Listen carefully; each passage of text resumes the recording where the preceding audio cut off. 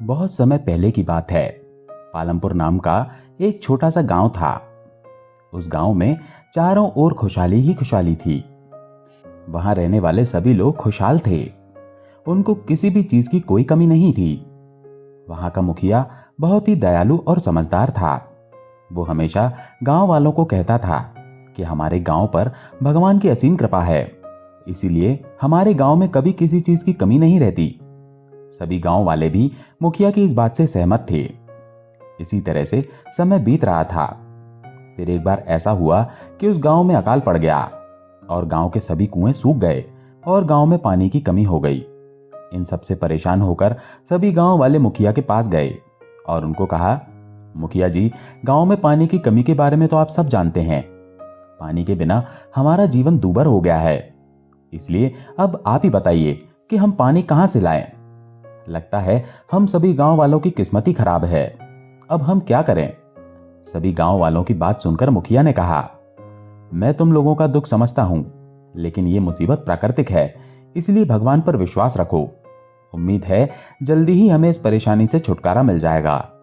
फिर उसके बाद हमारे गांव में खूब बारिश होगी और गांव के कुएं फिर से पानी से भर जाएंगे।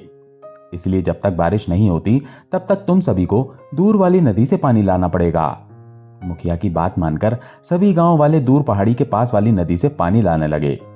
लेकिन इतनी दूर से पानी लाने में सभी को बहुत परेशानी होती थी। कभी कभी पानी का मटका उनके सर से गिर जाता था और कभी कभी तो वो मटके समेत खुद ही गिर जाते थे।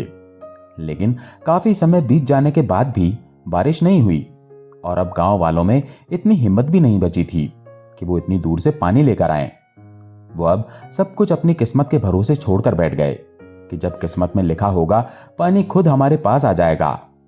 मुखिया ने जब उनकी ये हालत देखी तो उसने सभी गांव वालों को अपने पास बुलाया और सबको कहा, मुझे लगता था कि जल्दी ही गांव में बारिश हो जाएगी और हमारी पानी की समस्या खत्म हो जाएगी, लेकिन अब ऐसा लगता है कि मैं गलत था, क्योंकि बारिश होने के तो कोई आसार ही नजर नहीं आ रहे। इसलिए आप सभी मिलकर मुझे सलाह दीजिए कि हमें क्या करना चाहिए। इस पर सभी गांव वाले मुखिया को सलाह देने लगे। उनमें से एक आदमी बोला, हमें अपनी किस्मत पर विश्वास रखना चाहिए और बारिश होने तक इंतजार करना चाहिए। उसकी बात सुनकर दूसरे आदमी ने कहा, इंतजार तो हम इतने समय से कर ही रहे हैं। उसकी बात सुनकर पहले आदमी ने जवाब दिया, तो फिर इसके अलावा हम कर ही कह सकते हैं। तभी एक और आदमी ने सलाह दी कि मुझे लगता है हमें ये गांव छोड़कर कहीं और चले जाना चाहिए। उसकी बात सुनकर एक औरत बोली, हाँ मुखिया जी, ये बिल्कुल ठीक रहेगा। हमें किसी ऐसी जगह जाना चाहिए जहां पानी की कोई कमी ना हो। मुखिया को भी उसकी बात अच्छी लगी। फिर मुखिया ने सभी गांव वालों से कहा, मुझे इसकी बात ठीक लग रही है कि हमें कहीं और गांव बसाने के बारे में सोचना चाहिए। लेकिन फिर एक आदमी ने कहा, लेकिन हम अपनी जमीन और घर छोड़कर कैसे जा सकते हैं? सभी इस बारे में अभी बातें कर ही रहे थे कि उन्हें दूर से एक महात्मा जी आते हुए नजर आए। महात्मा उनके पास पहुंचे और उनके उदास और मुरझाए चेहरे देखकर पूछा, क्या हुआ? आप सभी इतने दुखी और परेशान क्यों हैं? महात्मा की बात सुनकर मुखिया ने उनको सारी बात बताई। उनकी समस्या जानने के बाद महात्मा ने कहा, आप सभी परेशान मत हो। जब तक गांव में पानी की परेशानी खत्म नहीं होती तब तक मैं आप सभी की मदद जरूर करूंगा। मुखिया ने बहुत हैरानी से महात्मा से पूछा, वो कैसे महात्मा जी? महात्मा ने कहा, मैं अपनी शक्तियों के चमत्कार से सभी को पानी दूंगा, लेकिन मेरी एक शर्त है। मुखिया ने महात्मा की बात सुनकर पूछा, कैसी शर्त महात्मा जी? महात्मा ने कहा, मैं गांव वालों को रोज एक बर्तन भरकर पानी दूंगा। सभी गांव वाले रात होने के समय एक एक बर्तन अपने घर के बाहर रख दें। मैं अपनी शक्तियों से उस बर्तन को पानी से भर दूंगा। उसके बाद सभी गांव वाले सूरज निकलने से पहले अपने बर्तन उठाकर घर के अंदर ले जाएं और उस पानी का अपने काम में इस्तेमाल करें। लेकिन इन सब में कोई भी दूसरे का बर्तन नहीं देखेगा और ना ही दूसरे के बर्तन का पानी इस्तेमाल करेगा। मुखिया को इस शर्त में कोई भी बात गलत नहीं लगी और उसने तुरंत महात्मा की शर्त मान ली और फिर महात्मा से कहा, ठीक है महात्मा जी, हम सभी को आपकी शर्त मंजूर है। उसी रात को सभी गांव वालों ने अपने घर के बाहर एक एक बर्तन रख दिया। महात्मा ने अपने चमत्कार से उन सभी बर्तनों को पानी से भर दिया। सुबह होने से पहले सभी गांव वाले अपना अपना बर्तन घर के अंदर ले गए। ऐसे ही कुछ दिनों तक चलता रहा। फिर एक दिन की बात है, मुखिया कहीं जा रहे थे तो रास्ते में उन्होंने एक गांव वाले से पूछा, महात्मा जी के चमत्कार से तुम्हें पानी अच्छे से मिल रहा है ना?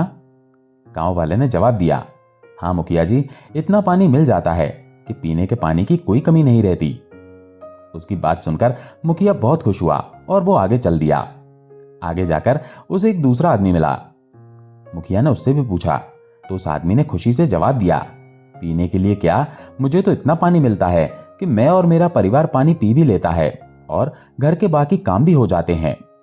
ये बात सुनकर मुखिया जी थोड़े से हैरान हुए। फिर कुछ और आगे चलकर उन्हें एक और गांव वाला मिला। मुखिया ने उससे पूछा, महात्मा के चमत्कार से तुम्हें कितना पानी मिलता है? उस आदमी ने जवाब दिया, मुखिया जी, मुझे तो इतना पानी मिलता है कि मैं अपने घर का काम करने के साथ साथ नहा भी लेता हूं। ये बात सुनकर मुखिया को और भी हैरानी हुई। कुछ आगे चलकर यही सवाल उन्होंने एक औरत से किया तो उस औरत ने कहा, मुखिया जी, मुझे तो इतना पानी मिलता है कि पीने, नहाने और घर के सभी काम करने के बाद भी बहुत सारा पानी बच जाता है और वो पानी मैं अपने पौधों में डाल देती हूँ। ये बात सुनकर मुखिया की हैरानी गुस्से में बदल गई। उसने सोचा, महात्मा ने तो कहा था कि वो अपने चमत्कार से सबके बर्तनों को पानी से भरेंगे, तो फिर वो किसी को कम और किसी को ज्यादा पानी क्यों दे रहे हैं? एक महात्मा होकर वो भेदभाव कैसे कर सकते हैं? इसका जवाब जानने के लिए उन्होंने कुछ गांव वालों को अपने साथ लिया और गांव के बाहर महात्मा की कुटिया में पहुंचे। वहां उन्होंने महात्मा से कहा, आप तो इतने बड़े महात्मा हैं, फिर आप ऐसा कैसे कर सकते हैं? महात्मा ने मुखिया की बात सुनकर पूछा, मैंने ऐसा क्या किया जो आप ये बात बोल रहे हो? तब उनकी बात सुनकर मुखिया बोला, आपने किसी गांव वाले को कम और किसी को ज्यादा पानी दिया है। क्या आप बता सकते हैं इसके पीछे क्या कारण है? मुखिया की बात सुनकर महात्मा ने मुस्कुराते हुए जवाब दिया, अगर तुम इस बात का कारण जानना चाहते हो तो कल शाम को सभी गांव वालों को अपने अपने बर्तन के साथ मेरी कुटिया में आने के लिए कहना। कल मैं गांव वालों को आपके सामने पानी दूंगा। महात्मा के ऐसा कहने पर मुखिया और सभी गांव वाले वहां से चले गए और अगली शाम अपने अपने बर्तन लेकर महात्मा की कुटिया पर पहुंचे। वहां सभी गांव वालों ने एक दूसरे के बर्तनों को देखा तो कोई सुराही लेकर आया था, तो कोई बाल्टी और कोई बड़ा सा पतीला, तो कोई और भी बड़ा बर्तन। ये देखकर सभी हैरान रह गए। मुखिया भी ये देखकर हैरान हुआ। उसने कहा, कोई सुराही लेकर आया है और कोई बड़ा बर्तन लेकर आया है और कोई उससे भी बड़ा बर्तन लेकर आया है। तब मुखिया बोला, अब मुझे समझ में आया कि तुम्हें पानी कम और ज्यादा क्यों मिल रहा था। तभी पास में खड़े हुए महात्मा ने मुस्कुराते हुए कहा, मैंने सभी गांव वालों से कहा था कि मैं सभी को बर्तन भरकर पानी दूंगा और मैंने ऐसा ही किया, लेकिन कमी उन लोगों की रही जो छोटे आकार के बर्तन लेकर आए और समझदारी उन लोगों की रही जो बड़े बड़े बर्तन लेकर आए। मैंने तो सभी को पूरा बर्तन भरकर पानी दिया, इसलिए इसमें मेरा कोई दोष नहीं है। महात्मा की बात सुनकर एक गांव वाला बोला, आप बिल्कुल ठीक कह रहे हो महात्मा जी, इसमें गलती हमारी है। आज से हम लोग भी घर के बाहर बड़ा बर्तन ही रखेंगे। सभी गांव वालों ने उसकी हां में हां मिलाई। उन लोगों की बात सुनकर महात्मा ने कहा, आखिर कब तक मैं तुम लोगों को पानी पिलाता रहूंगा? तुम्हें मेरे पानी की नहीं बल्कि मेरी सीख की जरूरत है। मुखिया ने महात्मा की बात सुनकर पूछा, कौन सी सीख महात्मा जी, कृपया हमें बताइए। महात्मा ने कहा, गांव में पानी की कमी हुई तो तुम सब लोग किस्मत के भरोसे बैठ गए। तुम लोगों ने सोचा कि यही हमारी किस्मत है और इस कारण तुम गांव तक छोड़ने को तैयार हो गए। लेकिन एक बात हमेशा याद रखना, किस्मत के साथ साथ कर्म बहुत जरूरी होता है और कर्म करने के लिए हमें सोचना भी पड़ता है।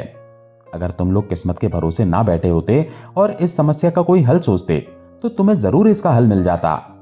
और मेरी सीख तुम्हारे लिए यह है कि जिस प्रकार बर्तन के आकार के हिसाब से मैंने तुम सभी को पानी दिया, उसी तरह जिसकी जितनी बड़ी सोच होती है प्रकृति उसे उतनी ही बड़ी सफलता देती है।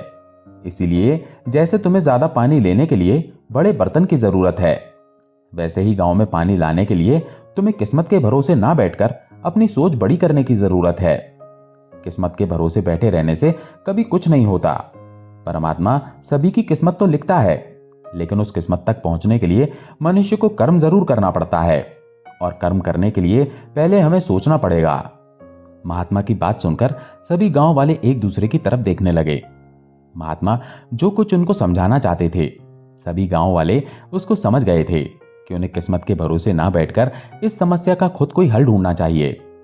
उसके बाद मुखिया ने सभी गांव वालों से कहा, पानी की समस्या के कारण हम लोगों में से कोई भी गांव छोड़कर नहीं जाएगा, बल्कि हम लोग इसी गांव में रहकर इसका कोई ना कोई हल ढूंढेंगे। इसीलिए आप सभी लोग सलाह दीजिए कि हमें पानी की समस्या को हल करने के लिए क्या करना चाहिए। मुखिया की बात सुनकर सभी लोग अपने अपने विचार देने लगे। एक आदमी ने मुखिया से कहा, हमें कोई ऐसा हल निकालना होगा जिससे हम बारिश पर निर्भर ना रहें। तभी दूसरा आदमी बोला, हम चाहें तो गांव में एक और कुआं बना सकते हैं। उसकी बात सुनकर मुखिया ने कहा, लेकिन कुएं में पानी भरने के लिए हमें बारिश पर ही निर्भर रहना पड़ेगा। तभी गांव वालों में से एक औरत उठकर बोली, गांव के पास जो पहाड़ी के पास बड़ी नदी है, उसमें पानी की कभी कमी नहीं होती। हमें उस नदी को अपने गांव में लाना होगा। अगर हमने ये कर लिया तो हमें फिर कभी पानी की कमी नहीं होगी। उस औरत की बात सुनकर गांव वाले एक आदमी ने कहा, लेकिन इतनी बड़ी नदी को हम अपने गांव में कैसे ला सकते हैं? तब वो औरत बोली, बड़ी नदी को गांव में लाने के लिए कौन कह रहा है? मैं तो उस बड़ी नदी में से एक छोटी सी नदी निकाल कर अपने गांव में लाने की बात कर रही हूं। सब गांव वालों को उस औरत की बात बहुत अच्छी लगी। मुखिया को भी ये बात बहुत पसंद आई। उसने गांव वालों से कहा, हम कल से ही नदी के लिए गांव में खुदाई शुरू कर देंगे। अगले दिन सभी गांव वाले गांव के बाहर मैदान में जमा हो गए और सभी मिलकर खुदाई करने लगे। सभी ने दिन रात जमकर मेहनत की, जिससे गांव से नदी तक खुदाई पूरी हो गई। और फिर मुखिया के कहे अनुसार बड़ी नदी से रास्ता निकालकर नदी का पानी छोटी नदी के लिए बनाए गए रास्ते पर छोड़ दिया। और फिर देखते ही देखते नदी का पानी उछल कूद करता हुआ गांव वालों के बनाए हुए रास्ते से होता हुआ गांव के बाहर बने हुए कुएं में पहुंच गया। इस तरह से गांव वालों की मेहनत और किस्मत के भरोसे ना बैठकर और अच्छी सोच के कारण नदी उनके गांव तक पहुंच गई और उन्हें गांव छोड़कर कहीं नहीं जाना पड़ा। इस सुंदर और प्रेरणादायक कहानी से हमें शिक्षा मिलती है कि हमें कभी भी मुसीबत में घबराना नहीं चाहिए और ना ही किस्मत के भरोसे बैठे रहना चाहिए, बल्कि हमें अपनी परेशानियों का हल सोचना चाहिए। लेकिन अगर हम सब कुछ किस्मत के ऊपर छोड़कर बैठ जाएंगे तो हमारी परेशानियां कभी खत्म नहीं होंगी। हमें हमेशा इस बात का ध्यान रखना चाहिए कि समस्या से पहले उसके समाधान का जन्म हो जाता है। इसलिए हमें बिना घबराए, बिना डरे इसका सामना करना चाहिए। और अगर हम ऐसा करेंगे तो विश्वास रखें, जीवन में कभी भी किसी परेशानी से नहीं डरेंगे। दोस्तों, अगर आपको ये कहानी अच्छी लगी हो तो कृपया लाइक, कमेंट और शेयर जरूर करें। आपके प्यार और स्नेह के लिए बहुत बहुत धन्यवाद।